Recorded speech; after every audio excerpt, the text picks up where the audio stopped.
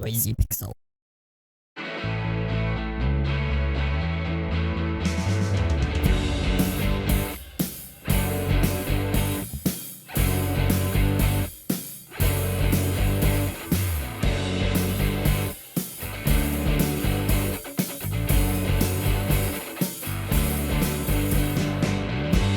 Hello, and welcome to episode 86 of Unqualified Game Chat. I am your host, Azara Lopez, and with me today is the ever so well-dressed, so put together, so mentally stable. I don't know about that one. I don't know about that one. That was wishful, but yes. Spencer, the legacy. Hello, everybody. What's good? What's cooking? Hey, 2 weeks in a row, we're off to a really good start. I heard that listeners were saying that this is a monthly podcast, and let me correct you. It is a weekly podcast posted to podcast services every Thursday. If you think about it, we always post during a week, so it's weekly. It is weekly. Yeah, I have a press event on the 25th of next week, but that is a Thursday, meaning that we will record on Wednesday. Mm-hmm. Yeah. So no excuses. Yeah. No excuses. Yeah. Eat that. Someone said you got a new camera, Zario. No. I'm just using my ring light, which I never actually used. I had it like set up to the left, but now I put the camera in the middle of it so that I could. So if you look in the back, you'll see like this pole right here by my TV. And sorry if you're listening to this. This is a visual podcast as well. You see a pole right here, but that's holding a camera that's pointed on my couch. That's right here. Now the idea is that a lot of it's casting couch. The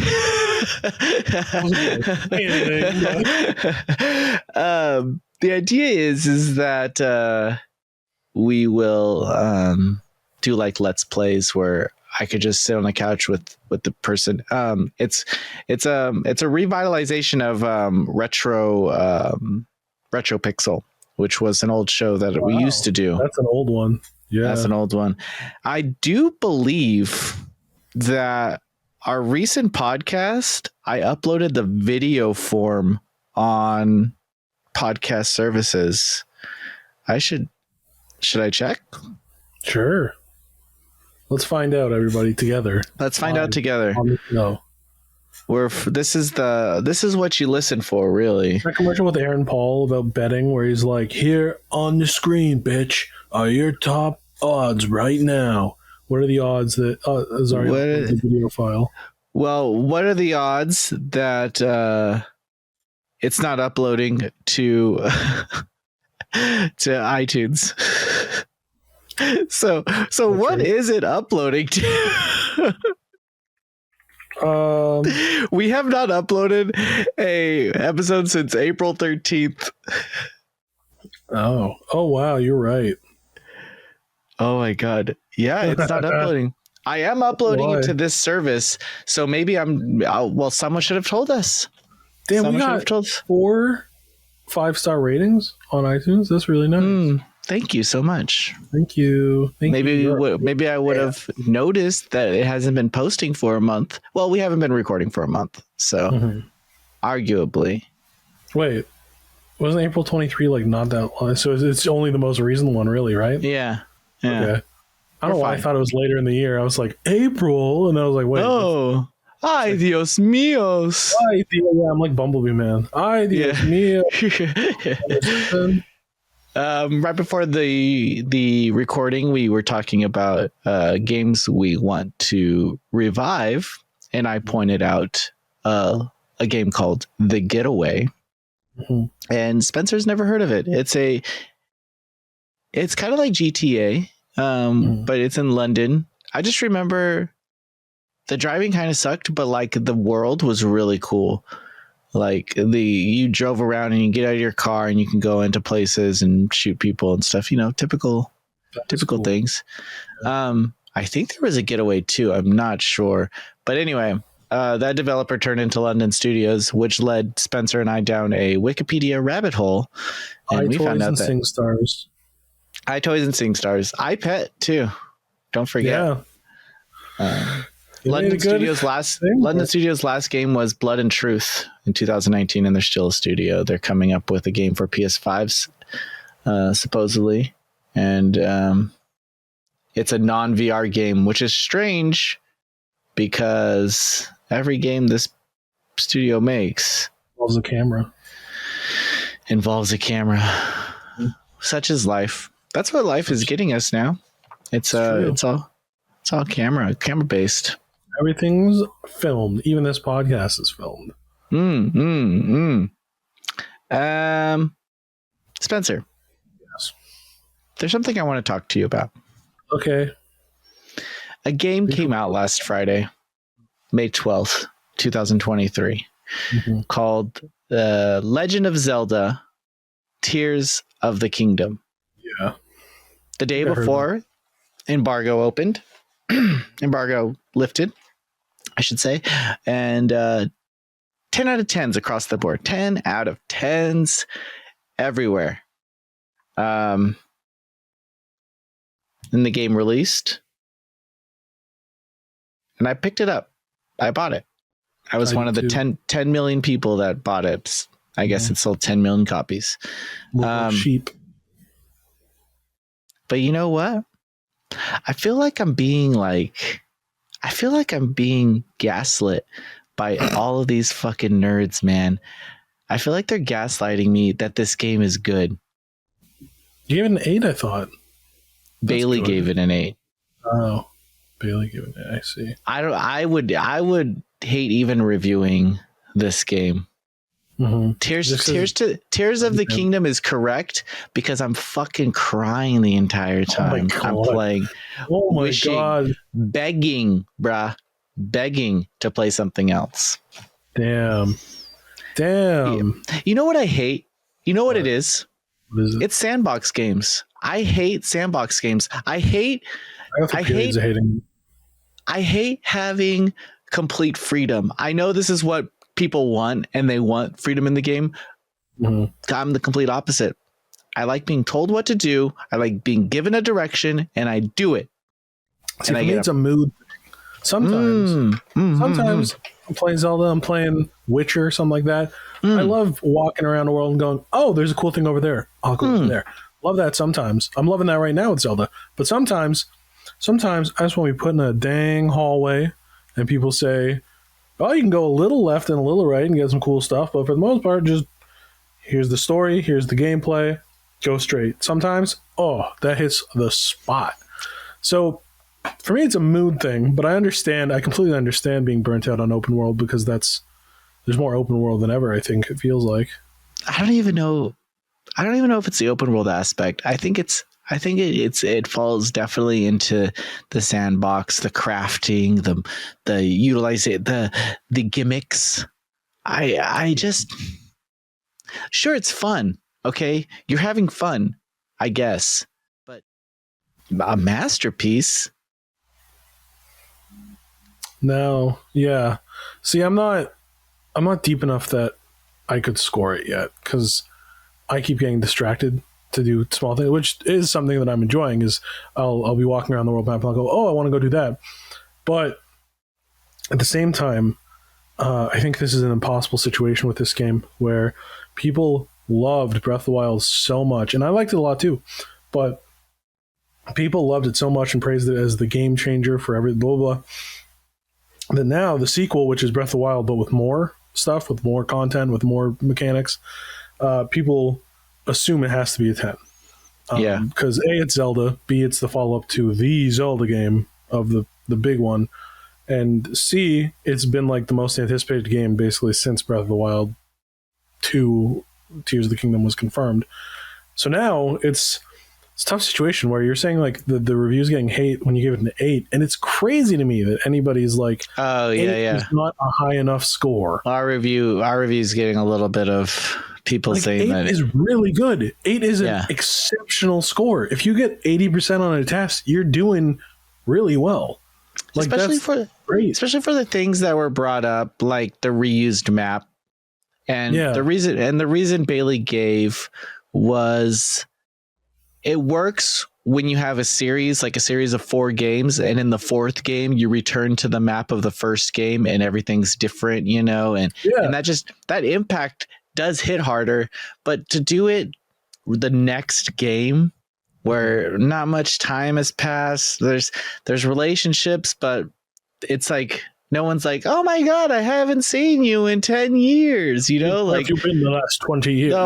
The old house burned down and we lost all the crops. Environmental storytelling is very strong in that kind of long-term return. So I do see. I think that's a huge like point to put out there, is that, and then they say, well, they didn't have to create a new world, so they got to focus on gameplay mechanics. And sure, I guess, but it just feels like I'm in a fucking playground, entertainment district. Here's the move the plank and put it over there, and then you have these motherfuckers. Yeah, these. Sorry, I'm getting a little. Yeah, these fucking. These fucking nerds building dicks and shit. That is funny. It's very funny. But that makes people in Nintendo seethe. Like, wait a minute, no. Someone had to have made those dicks in QA. There's no way. Whenever you give any kid Miyamoto that. I wonder how he reacts, because there's that really funny old picture of an article where it's like, or a tweet where it was like someone showing Mr. Miyamoto like Sonic and Mario kissing, and he's like, please do not do that. It's obviously fake, but like that idea of showing this like elderly Japanese man who's like a legendary developer this giant dick robot and being like, look what I did in the game. It's a very funny idea to think of how that poor man might react to that. But I will say I love the colors of the game. Yeah. Honestly, I love the building shit. Like, it's so fun to just I love the freedom it gives you. I love that you can just make a fucking long bridge, or you can make something cool. Because like I've been playing it, somehow my sister is loving this game. My sister like never played games until a couple of years ago. She was like texting me, she's like, if I switch my eShop to the New Zealand, can I download it early? And I was like, that's an insane question for you to ask me. Like, that's but yes, ever like, and this was at like 10 p.m. So I was like, it's not that much longer of a wait. Like, come on. No. But like, it's crazy how much this game appeals to people. And I think that very open sense of creativity and freedom to make whatever you want and do whatever you want is why, because it's that mechanic, but with like the Nintendo polish that the Nintendo has. So I completely understand why it's getting insane scores, because it is very fun and very open and stuff. But I also understand anybody who's like open world has become so standard that I don't even know if it's, but like Zelda in the series since like Ocarina of Time has mostly been, even on the Game Boy, it's mostly been open world. Like as big as they can get it. Different scales, but open world, yeah. I liked this. I just like the idea where kind of Metroidvania where you get an ability and now you can access this. But I always loved the idea of Zelda where here's 4 temples, you can go to them as you please, and then that's the other thing is like, is classic Zelda just done? Because that would be very sad. That would be that's what they said. Huge bummer. There's an interview that said this is the new path for Zelda, but I can't agree with that because since they've pretty much developed Zelda and this genre, this adventure action genre, as the leaders in this field, they need to continuously innovate. They're really forced to push themselves. Even with this game, what happened from Breath of the Wild? You had tons of games that came out like it. Genshin Impact is essentially. I remember when Genshin was first announced, people were like, "This is a Breath of the Wild." That's so weird to think now. And it is clearly inspired by. buy Breath of the Wild. Yes, it takes a different approach. What was that Ubisoft one? Phoenix Immortals, Phoenix something. Oh yeah, not a bad game. Yeah, I heard that. Not a was bad right. game. Nobody played it though. I agree when everyone says it was like one of the most influential games. I would say it's probably the most like recent influential Breath of the Wild in terms of like influencing the industry 100%. But I do think it would be very sad if now classic Zelda was limited to like remakes, which I mean, I wouldn't object to like Oracle remakes that were like Link's Awakening maybe, or HD remake of, I don't know, any of the 3D ones, but Link to the Past. Yeah, that'd be great. I think I saw an interesting comment that I thought was very true in that like they had a thing going for a while where like 3DS games were like 2D Zelda or like one type of Zelda, and then home console games were another kind. And I think it's a shame now that since the Switch is the one thing going, it really is just like, oh, so they're probably not going to split it like that anymore necessarily. So. No, it's like when they created Super Mario Maker, they were totally just leaving behind 2D Mario. They're like, that's it for 2D Mario. We'll create this game for people to make their own levels, but we will never deliver. There hasn't been one since new Wii U, right? Yeah, because it's like... That's crazy. It's like, why? Well, they don't need to anymore. It's true, because they have 3D exploration ones like Odyssey, and then they have... They really need to get... ones. Aside from Monolith Soft... Nintendo needs to get some better storytellers. They have great game developers, terrible storytellers.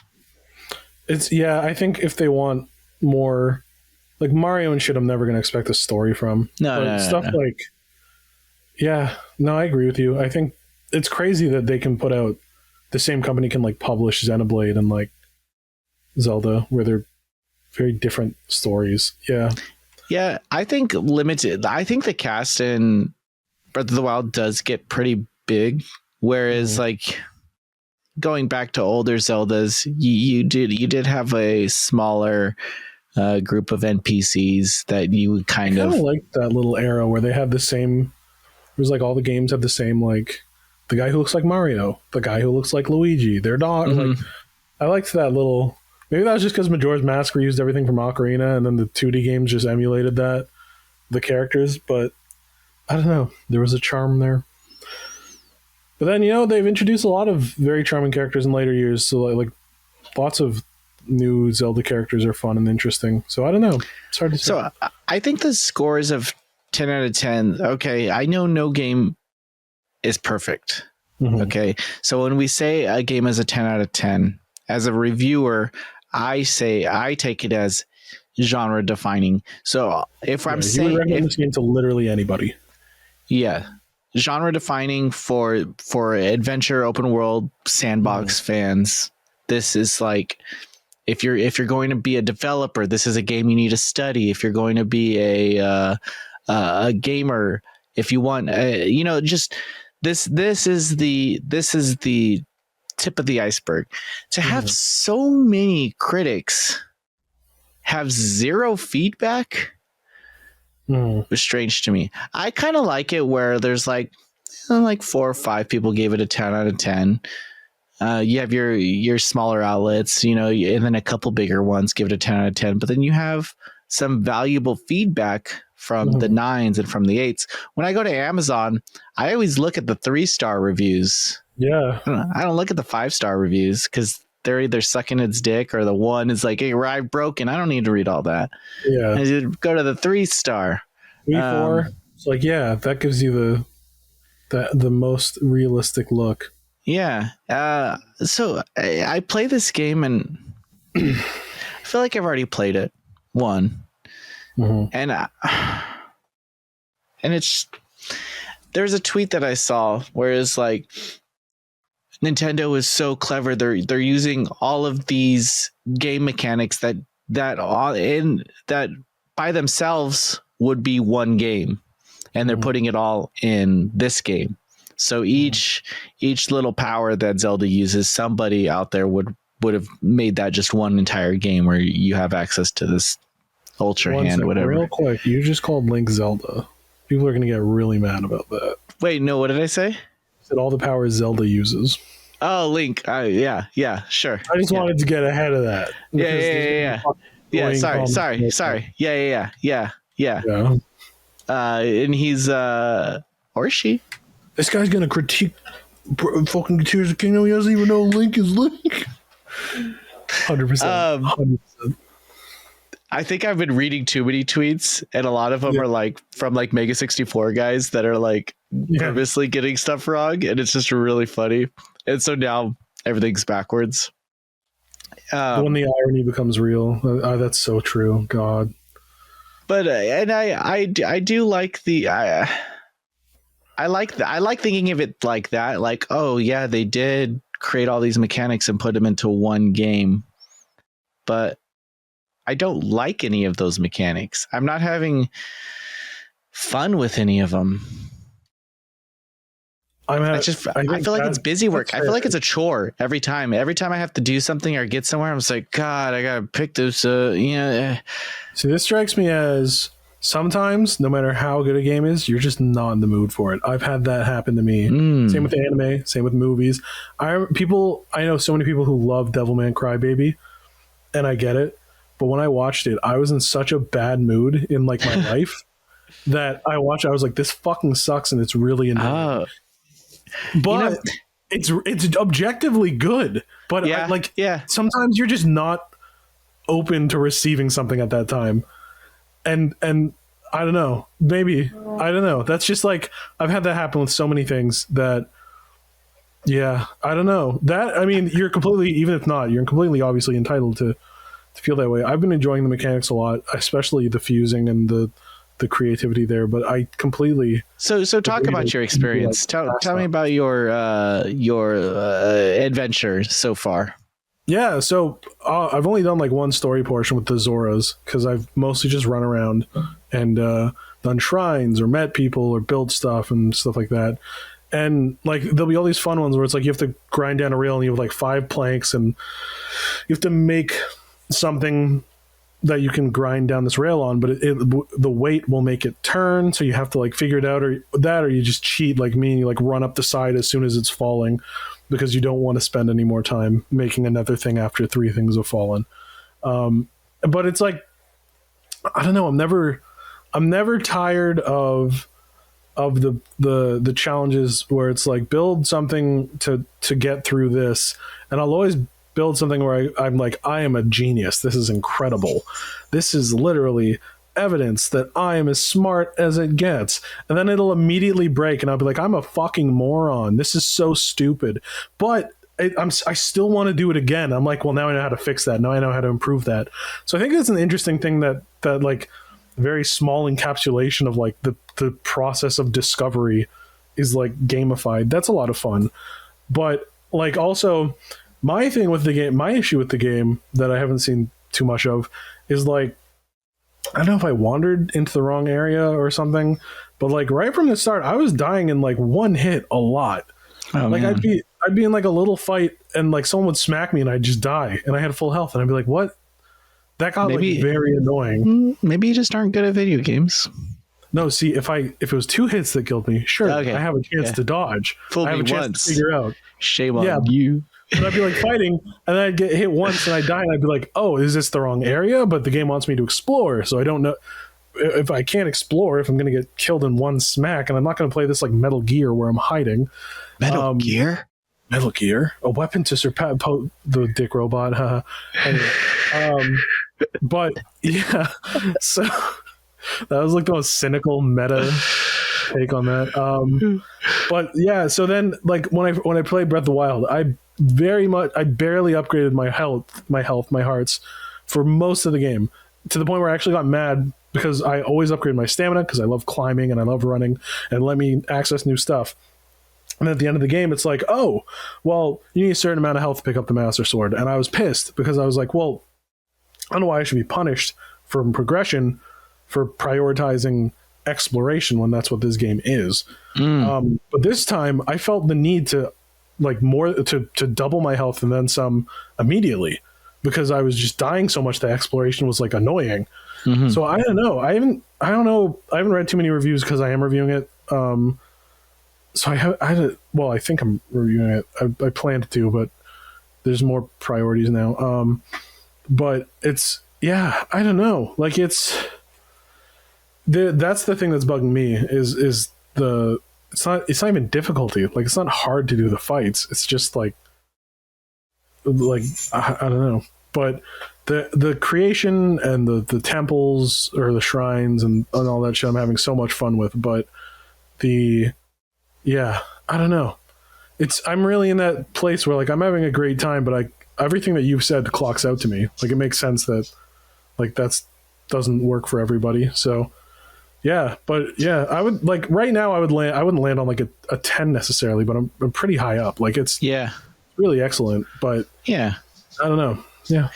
I think in the industry we call it the Nintendo bump, where every Nintendo game gets a 1 point higher than it probably should. Now that I've done entertainment, like I've been in the movie, TV show, entertainment stuff.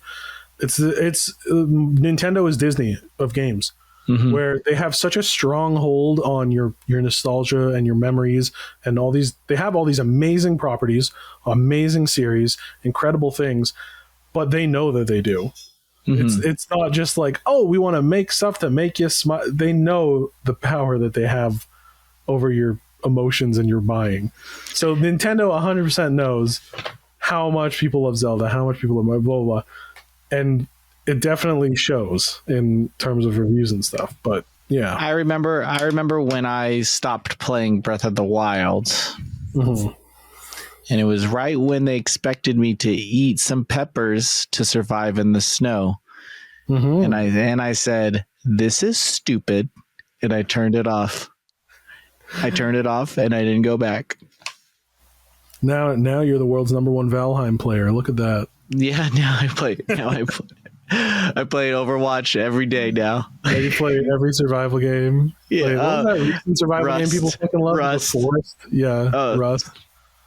Dude, I hated Rust too because you build shit in that game, and I thought it was stupid. Part of my love of the building in Zelda might be nostalgia, because a lot of times it feels like fucking Gmod circa 2009. And that's a very fun feeling that I've never had replicated again since 2014. I'm not trying to play geometry shit, with the little arrows and making sure that it's swinging in the right direction. I just want let me fucking play a game, dude. And that's what makes me think that it's a timing or a mood that is the. Because like small things like that'll bug me sometimes. Yeah. And also, I will say, because it's coming out in the summer, it's already 100 degrees where I live outside. So it's already pretty miserable. Ain't nobody trying to go on an adventure in 100-degree weather. It's true. Right now, let me see. Is it like 100 where you are right now? Mm-hmm. Let me see what it is. Right now, it's 42 where I live. So Celsius. No, 42 Fahrenheit. 6 Celsius. Oh, wow. You did that pretty quickly.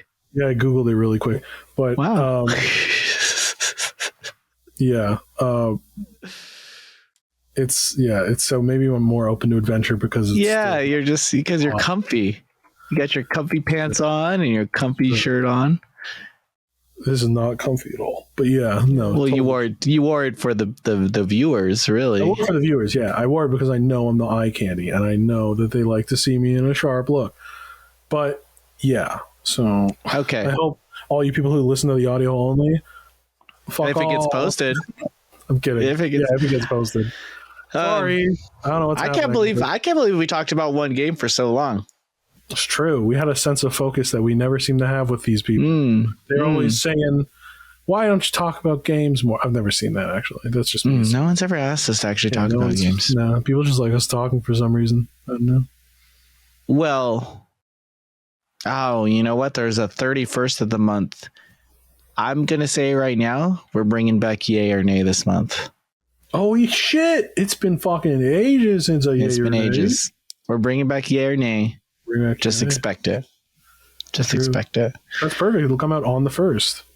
So people will know going into the month what they should be fucking playing. Yeah, things you should look forward to over summer. We got Summer Games Fest next month. I was gonna attend. I'm not going to anymore. Mm-hmm. The Jeff show.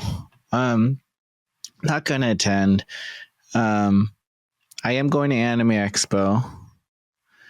I am going to PAX West, and I hope Spencer will too, so that we could do our Unqualified Game Chat panel. It's September 1st through the 4th. Okay, that's far enough away that I can probably try and figure that out. It's a weekend. That helps. First to the 4th. Oh yeah, it's not that bad. I can look into that. Yeah. Yeah, we got to do a panel. Mm-hmm. We got to kiss. Well, that's if we get paid enough money. That's if the Patreon hits 1,000 a month. Who wants to see us kiss? Wow. Yeah, we're monetizing queer baiting. That's really good for the website. I'm glad we put this talk at the end of the episode, because the only person isn't that what listening people called it with Sherlock and shit? They were like, "This is queer baiting," or is it called gay baiting? Where they were like, "Oh, the characters, the showrunners in the show would be like, they might be gay." They'd be like, "No, they're not. No, they're not. Haha." And it was like. What kind of J.K. Rowling bullshit? That's some real. I just remember when Sherlock was coming out, people got mad about that. So I don't remember. I'm sorry if I didn't use the correct term. I don't remember it, but I remember that was a big thing. It might still be. I don't know. Who? No one talks about Sherlock anymore. Anyway, it's got to be over, right? No, they're bringing back. They're bringing back one more season. Oh my god! I watched like the first 3, and I was like, "That was cool." And everyone's like, "The new one is horrible," and I never watched it anymore because everyone said the new one was horrible. The 4th one, it's okay. The only person that listens all the way is Brian and Todd B. So, who? What? Brian and Todd B are the only people that listen to the whole episode. That's true. That's completely true. Thank you guys. Yeah. Maybe Lawsy. Maybe while he's doing his homework. Mm-hmm. I was doing his 8th grade science. 8th grade, like 30. I don't know why his 8th grade AP science classes. You're like a little 13 year old. It's like, I love it. Zario and Spencer. Big Bang Theory on in the background. Young Sheldon. Young Sheldon on in the background. Yeah. Well, that's the episode. Mm-hmm. I hope everyone has a good week. We'll see you next week. Me too. Have a good one, everybody. Bye.